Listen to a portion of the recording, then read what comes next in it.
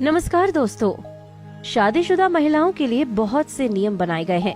उन्हीं में से एक नियम है बुधवार को बेटी को मायके से ससुराल नहीं भेजने का या फिर किसी यात्रा से ससुराल आने का। वैसे तो हर नियम के पीछे अपने तर्क वितर्क होते हैं, तो इसके पीछे भी लोगों की मान्यताएं अलग होंगी। लेकिन हम आपको ज्योतिष के लिहाज से बताएंगे कि आखिर ये मान्यता कहाँ से और कैसे शुरू हुई। तो ऐसा इसलिए क्योंकि चंद्रमा यात्रा का कारक होता है। इसके अलावा बुध पैसे और व्यापार को बढ़ाने में काफी मददगार होता है। आपको बता दें कि बुध और चंद्र एक दूसरे के शत्रु माने जाते हैं। इसी वजह से यदि जल्दी शादी हुई महिलाएं बुधवार के दिन यात्रा करती हैं तो अशुभ होता है। इस दिन बेटी को विदा करने से रास्ते में किसी प्रकार की दुर्घटना होने की संभावना रहती है। इतना ही नहीं, आपकी बेटी का अपने ससुराल से संबंध भी बिगड़ सकता है। शास्त्रों के अलावा बुधवार व्रत कथा में भी इसकी व्याख्या बड़े ही रोचक तरीके से की गई। इस कथा के अनुसार प्राचीन काल में एक नगर में मधुसूदन नामक साहूकार का विवाह सुंदर और गुणवान कन्या संगीता से हुआ। एक बार मधुसूदन ने बुधवार के दिन पत्नी के माता पिता से संगीता को विदा कराने के लिए कहा। उसके सास ससुर बुधवार को अपनी बेटी को विदा नहीं करना चाहते थे। उन्होंने मधुसूदन को बहुत समझाया, लेकिन वो नहीं माना और संगीता को साथ लेकर वहाँ से रवाना हो गया।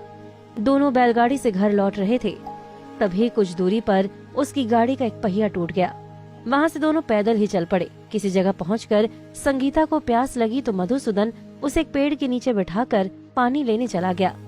थोड़ी देर बाद ही जब वो जल लेकर वापस आया तो वहाँ का नजारा देखकर आश्चर्य में पड़ गया, क्योंकि उसकी पत्नी के पास मधुसूदन की ही शक्ल का एक दूसरा व्यक्ति बैठा था। संगीता भी उन दोनों में अपने असली पति को नहीं पहचान पाई। मधुसूदन ने उस व्यक्ति से पूछा, तुम कौन हो और मेरी पत्नी के पास क्यों बैठे हो? उस व्यक्ति ने कहा, अरे भाई, ये मेरी पत्नी संगीता है, लेकिन तुम कौन हो जो मुझसे ऐसा प्रश्न कर रहे हो? ये जवाब सुनकर मधुसूदन को और भी गुस्सा आ गया और उसे नकली कहकर वो उससे झगड़ने लगा। उनका झगड़ा देखकर पास ही नगर के सिपाही वहाँ आ गए। सिपाही उन दोनों को पकड़कर राजा के पास ले गए। राजा भी निर्णय नहीं कर पा रहा था। राजा ने दोनों को कारागार में डाल देने के लिए कहा। राजा के फैसले से असली मधुसूदन भयभीत हो गया। तभी एक आकाशवाणी हुई, मधुसूदन, तूने संगीता के माता पिता की बात नहीं मानी और बुधवार के दिन अपनी पत्नी को ससुराल से विदा करा ले आया। अब ये सब भगवान बुध देव के प्रकोप से हो रहा है। मधुसूदन को अपनी गलती का एहसास हुआ। उसने भगवान बुध देव से क्षमा मांगी और भविष्य में कभी ऐसा नहीं करने का प्रण लिया।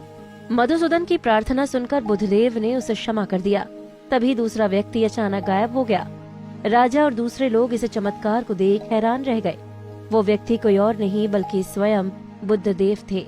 इस प्रकार बुद्धदेव ने मधुसूदन को उसकी गलती का एहसास कराया और भविष्य में ऐसी गलती न करने का सबक भी दिया।